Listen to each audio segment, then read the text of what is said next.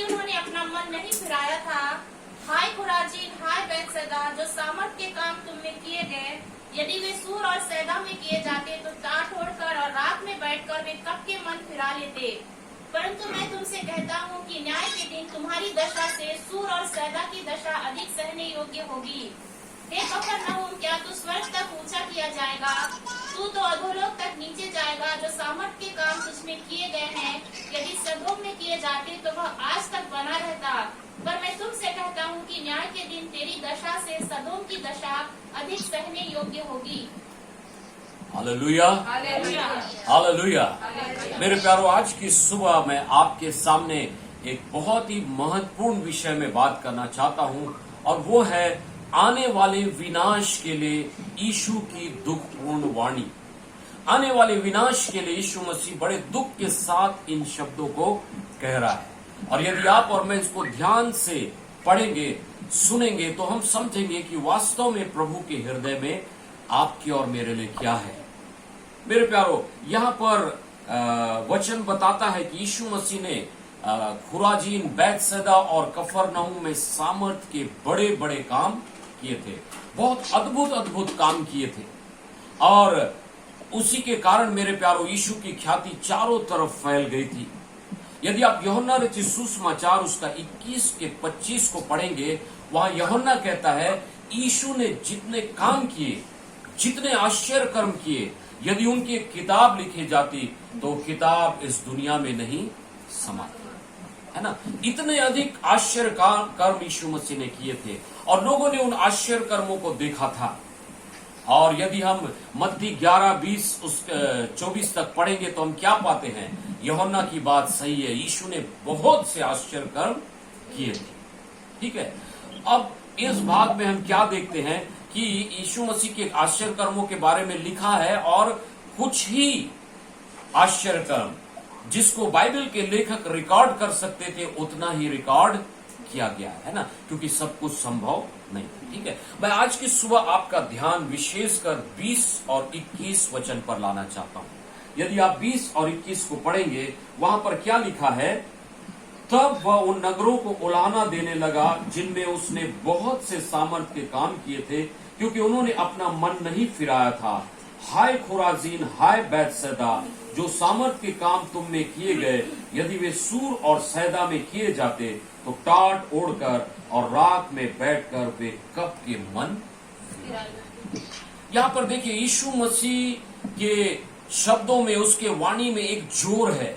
यीशु मसीह एक बात पर जोर दे रहा है, और खुराजीन और बैतसैदा नगर के लिए वो किस शब्द का उपयोग कर रहा है? हाय, तुम पर हाय, है ना। यदि आप जो ग्रीक भाषा की बाइबल है उसमें पढ़ेंगे तो यीशु मसीह एक शब्द का वर्णन कर रहा है, शब्द को कह रहा है, वो है उवे। और उवे जो शब्द यीशु यहाँ कह रहा है, यह शोकपूर्ण दया और क्रोध को दिखाता है। कहने का मतलब, उवे शब्द एक व्यक्ति तब बोलता था जब उसके अंदर बहुत शोक है, बहुत दर्द है, और साथ ही साथ गुस्सा और क्रोध भी है। लेकिन यहाँ यीशु के अंदर जो क्रोध है, ऐसा क्रोध नहीं है जो कि एक व्यक्तिगत क्रोध होता है ना। हमारी कोई बुराई कर दे तो हम गुस्सा हो जाते हैं, हमारे अहम को ठेस लगे तो हम गुस्सा हो जाते हैं। ऐसा वाला क्रोध यीशु का यहाँ पर क्रोध नहीं है। मेरे प्यारो, उसके अंदर जलन ईर्ष्या वाला क्रोध नहीं है, परंतु एक पवित्र क्रोध है, क्योंकि वह खुराजीन, बैतसैदा के नगर के लोगों के भविष्य को देख रहा है कि एक दिन वो कैसे नाश होंगे, एक दिन कैसे वो नरक में जाएंगे। उसको देखकर वो कह रहा है हाय उवे। उसके शब्द में क्रोध है, उसके शब्द में मेरे प्यारो दया का भी भाव है, शोकपूर्ण भावना के साथ वो ऐसा कह रहा है। ध्यान दीजिएगा मेरे प्यारो, यहाँ पर यीशु मसीह क्यों शोकित है? कृपया जो लोग सुन रहे हैं, आप बात मत कीजिए। चीज देना चाहता है, एक ऐसा व्यक्ति जो दुनिया को बचाने के लिए आया है और दुनिया के लोगों के लिए क्रूस पे चढ़ने को तैयार है, लेकिन दुनिया के लोग उसको और उसके वचन को ग्रहण नहीं करते। इसलिए उसके अंदर शोक है, उसके अंदर उन लोगों के लिए दया है, क्योंकि उनके भविष्य को देख रहा है। ये लोग नाश हो जाएंगे, ये लोग सब कुछ सुनने, आश्चर्य कर्मों को देखने के बाद भी विश्वास नहीं किए, ये नाश हो जाएंगे। और इसलिए उसके दिल में तड़प है, उसके दिल में दया है मेरे प्यारों, और इसलिए वो कह रहा उए हाय तुम पर, क्योंकि बेहतर ये होता कि सूर और सैदा, सदोम गमोरा के लोग इन आश्चर्य कर्मों को, इन वचनों को सुनते तो शायद वो तुमसे पहले मन फिरा ले। मेरे प्यारो ध्यान से सुनिए, परमेश्वर हमें बचाना चाहता है, परमेश्वर हमारे जीवनों में परिवर्तन लाना चाहता है। वो आपको आशीष क्यों देता है, वो आपको आपके जीवन में चमत्कार क्यों करता है कि आप वैसे ही बने रहें? नहीं, वो चाहता है कि आप मन फिराएं, आप उसके निकट आएं, आप पाप बुराई से, हर एक प्रकार के शैतानिक बंधन से, हर एक प्रकार के नशे से, बुराई से छुटकारा पाकर उसके पास आएं। नहीं तो उसके आश्चर्य कर्म और उसके वचनों का कोई मतलब नहीं। पास्टर राल्फ हमेशा कहा करते थे, एक व्यक्ति बीमार था, समस्या में था, और लगड़ा लगड़ा कर वो कहा नरक जा रहा था। हम उसके लिए प्रार्थना किए, वो चंगा हो गया, लेकिन मन नहीं फिराया, प्रभु को अपना जीवन नहीं दिया, तब वो दौड़ कर नरक जाएगा। ठीक है, यही बात है मेरे प्यारो, हमारे जीवन में हम आशीष पा गए, चंगाई पा गए, छुटकारा पा गए, लेकिन यदि हमारा जीवन नहीं बदला तो क्या फायदा? यीशु मसीह इसी प्रकार दुखी होकर कहेगा, वे हाय तुम पर, आशीष तो पा लिए लेकिन अपने जीवन में परिवर्तन नहीं लाए। मेरे प्यारो, यीशु के वचन में दंड की आज्ञा है, यीशु के वचन में पवित्र क्रोध है उन लोगों के लिए जिनको बचाने के लिए वो सब कुछ करने को तैयार है, लेकिन लोग उसे ग्रहण करना नहीं चाहते। लोगों को अपने इच्छा के अनुसार जीवन बिताना पसंद है। याद रखिए, यीशु आपके जीवन में आश्चर्य कर्म इसलिए नहीं करता कि आप जैसे हैं वैसे रहें। यीशु इसलिए आश्चर्य कर्म करता है कि आप बदल जाएं। हालेलुया। अपना जीवन उसकी इच्छा के अनुसार बिताएं ताकि आप स्वर्ग में उसके पास जा सकें। हालेलुया। नहीं तो उसके आश्चर्य कर्म करने के, उसके वचनों के और उसके क्रूस पे चढ़ाए जाने का कोई मतलब नहीं होगा। मेरे सुनने वाले भाइयों और बहनों, आज की सुबह हम अपने जीवनों को जांचें। बहुत आशीषें तो हमने पाली हैं, बहुत से आश्चर्य कर्म हमने अपने जीवनों में देखा है, लेकिन ये सवाल अपने आप से पूछिए, क्या मैंने अपने जीवन को बदला है? क्या मैं प्रभु की इच्छा के अनुसार जीवन बिता रहा हूं? आइए हम जल्दी से आगे बढ़ेंगे। यीशु मसीह सवाल यहां पर क्या कह रहे हैं? हाय खुराजीन, हाय बैतसैदा, हाय कफरनहूम, तुमसे अच्छा होता कि सदोम गमोरा अर्थात सूर और सैदा देश के लोग, जिनको परमेश्वर ने क्या से नाश किया था?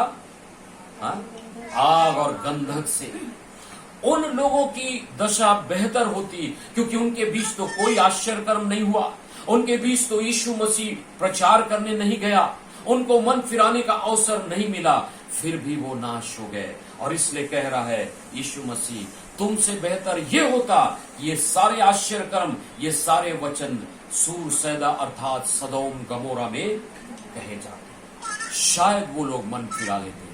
मेरे प्यारो, जो सदोम गमोरा है बाइबल में सूर सैदा है। मेरे प्यारो, यशाया 23 अध्याय, यिर्मयाह 25 का 22 और 47 का 4, यहेजकेल 26 3 के 7 को पढ़ेंगे। वहां पर लिखा है, सूर सैदा सदोम गमोरा के लोग अपने पाप के कारण नाश हो गए, बर्बाद हो गए।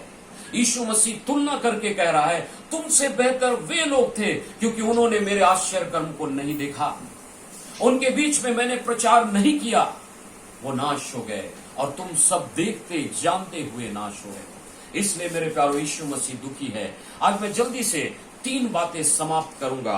खुराजीन, बैतसैदा और कफरनहूम के लोगों के जीवन में क्या कमी थी? नंबर 1, पहली बात ध्यान से सुनिए, उन लोगों का पाप क्या था? खुराजीन, बैतसैदा और कफरनहूम के लोगों की गलती क्या थी?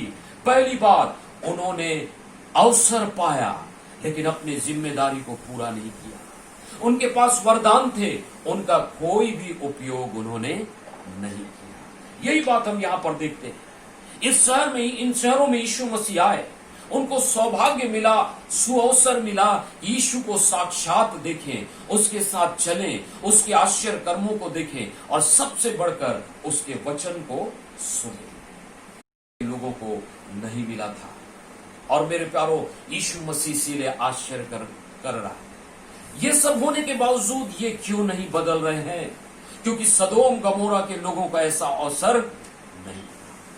याद रखिए, हम उस व्यक्ति को दोषी नहीं ठहरा सकते जिसको अवसर नहीं मिला, जिसके पास पर्याप्त वरदान या योग्यता नहीं है, उसको हम कभी भी दोषी नहीं ठहरा। उसकी गलती को हम अज्ञानता कहेंगे, लेकिन उसके बारे में क्या है? जो सब कुछ जानता है, जो सब कुछ देखता है, उसके बाद भी कुछ नहीं करता, वो वास्तव में दोषी ठहर चुका। और इसलिए यीशु मसीह यहां पर कफरनहूम और खुराजीन बैतसैदा को दोषी ठहरा रहे हैं। हम एक बच्चे को दोषी नहीं ठहराएंगे, लेकिन एक बूढ़े को, पढ़े लिखे को दोषी ठहराएंगे, क्योंकि वो सब कुछ जानता है। हम एक शहर के व्यक्ति को दोषी ठहराएंगे, एक गांव के व्यक्ति को शायद हम दोषी ना ठहराएं। वो पढ़ा लिखा नहीं है, उसके पास ज्यादा अवसर नहीं है। इसलिए मेरे प्यारे सुनने वाले भाइयों और बहनों, याद रखिए, जितना सौभाग्य परमेश्वर आपको देता है, जितना चमत्कार आपके जीवनों में होता है, जितनी आशीष आप उससे प्राप्त करते हैं, उतनी ही जिम्मेदारी आपकी बढ़ जाती है कि आप प्रभु के लिए कुछ करें।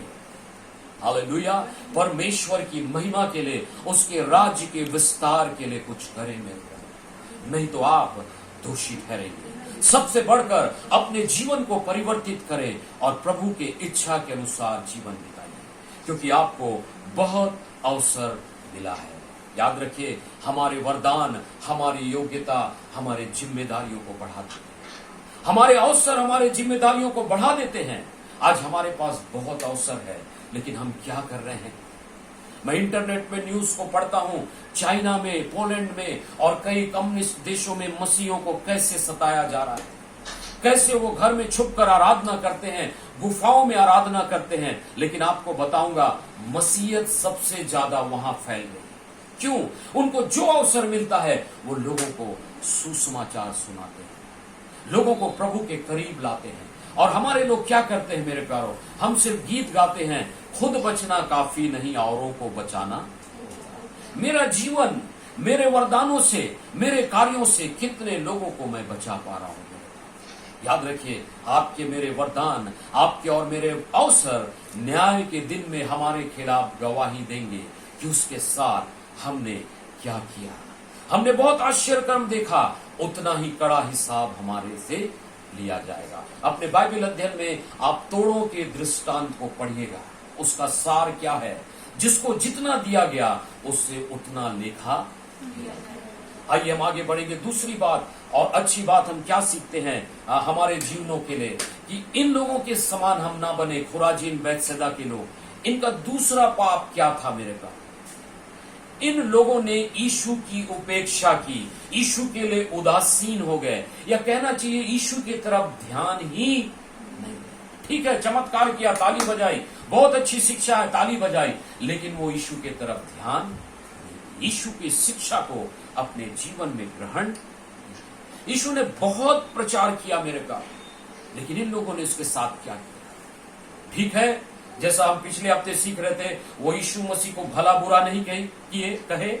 उन्होंने यीशु को धक्का भी नहीं दिया जैसे नासरत के लोगों ने किया। उन्होंने यीशु को क्रूस पर भी नहीं चढ़ाया, लेकिन क्या गलती की? उसकी उपेक्षा की, उसके तरफ ध्यान नहीं दिया। और बहुत से बार मेरे प्यारो, हम मसीहियों के जीवन में यही होता है, हम यीशु मसीह के लिए उदासीन हो जाते हैं, उसकी उपेक्षा करते हैं, उसके तरफ ध्यान नहीं देते, क्योंकि हमारा ध्यान और बहुत सारी बातों में होता है। मैं एक उदाहरण दूंगा। एक चित्रकार ने बहुत सुंदर पेंटिंग बनाई। एक पुल है, उसमें सुंदर सा गार्डन है, सुंदर सुंदर फूल खिले हैं, और पुल के किनारे कहीं से यीशु मसीह खड़ा होकर झांक रहा है। हर देखने वाले ने कहा, कितना सुंदर पुल बनाया है, कितना सुंदर गार्डन है, कितना सुंदर फूल है। लेकिन दो ही लोग थे जिनकी नजर यीशु मसीह के चित्र पर पड़ी और कहे, यीशु मसीह वहां से हमें झांक रहा है। हमारे साथ बहुत से बार ऐसा ही होता है मेरे प्यारो। हम बहुत सारी चीजों को देखते हैं, आश्चर्य कर्म, बहुत अच्छी बात है ना, बहुत अच्छा प्रचार, बहुत अच्छी बात, लेकिन उन सब से बढ़कर इन सब का मूल जो यीशु मसीह है, उसके लिए हम उदासीन हो जाते हैं या हम उसकी उपेक्षा करने लगते हैं। याद रखिए, ये यीशु की उपेक्षा, यीशु के लिए उदासीन होना आपके विश्वास को मार डालता है, आपके विश्वास को मेरे प्यारों एक तरह से ठंडा कर देता है। आप यीशु के लिए कुछ भी नहीं करते, आप यीशु की तरफ ध्यान भी नहीं दे पाते हैं। ये उदासीनता और उपेक्षा हमारे लिए हानिकारक है और ये धीरे धीरे हमारे मसीहत को, हमारे विश्वास को ठंडा कर देता है। और आज हम अपने चारों ओर ऐसे ही मसीहों को पाते हैं मेरे, जो यीशु के खिलाफ कुछ नहीं करते, वो दावा करते यीशु के साथ है, लेकिन यीशु की बातों की ओर ध्यान नहीं देते। यीशु के लिए वो उदासीन है मेरे पास, और ये उदासीनता, ये उपेक्षा धीरे धीरे हमारे विश्वास का गला घोट देगी। इसलिए हमको सावधान रहना है। इस वर्ष में हम धीरे धीरे अंतिम समय में जा रहे, इस वर्ष के कितनी बार हमने यीशु की उपेक्षा की, कितनी बार हमने मसीह की संगति की उपेक्षा की, कितने बार हम मसीह संगति में नहीं गए, कितनी बार हमारे मॉर्निंग प्रेयर को हमने स्किप किया, छोड़ दिया। आज हम अपने आप को जांचने पाएंगे। आइए हम जल्दी से आगे बढ़ेंगे। तीसरी और अंतिम बात चाहूंगा, इन लोगों की गलती क्या थी। खुराजीन बैतसैदा के लोगों की तीसरी गलती मेरे प्यारों, दो गलतियां हमने सीख लिया है, तीसरी और अंतिम गलती इन पदों में हम पढ़ते हैं, और वो क्या है।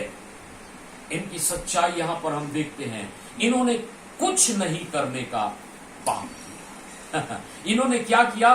कुछ भी नहीं किया, वो भी उनके लिए पाप था। आपको सुनने में अटपटा लगेगा, लेकिन याद रखिए, यदि मसीह को जानने के बाद उसकी आशीषों को पाने की उपेक्षा कर देते हैं मेरे प्यारों, लेकिन आज हम क्या